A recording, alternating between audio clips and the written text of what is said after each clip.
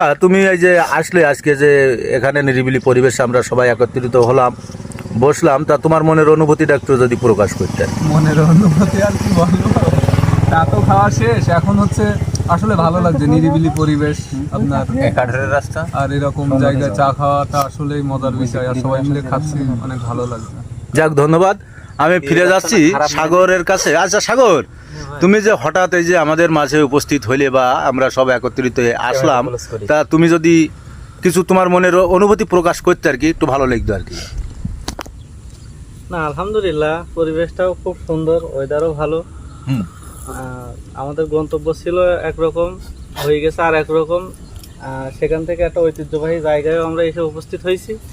হওয়ার পরে যাত্রাপথের এই যে চা বিরতি ঐতিহ্যবাহী জায়গায়, এই বিষয়টা অনেক সুন্দর লাগছে, ভালো লাগছে।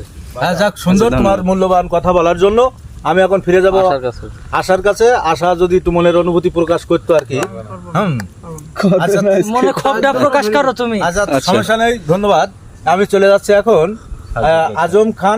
আজমের কাছে। আজম, তুমি যদি একটু কিছু প্রকাশ করতে আর কি। আমি ধন্যবাদ জানাচ্ছি সোহাগ ভাইয়ের, এরকম চায়ের আমরা জানতাম না যে এরকম চায়ের একটা আয়োজন করা হবে, কিন্তু যাই হোক সে আমাদের জন্য চায়ের ব্যবস্থা করেছে, এই জন্য সোহাগ ভাইকে ধন্যবাদ। আচ্ছা, যাই হোক, আমি ফিরে যাচ্ছি সাজুর কাছে। আচ্ছা সাজু, তুমি এই যে এই অনুষ্ঠানে উপস্থিত হয়ে বা আমাদের সাথে একত্রিত হয়ে তোমার মনের অনুভূতিটা কেমন, সেটা যদি তুমি একটু প্রকাশ করতে।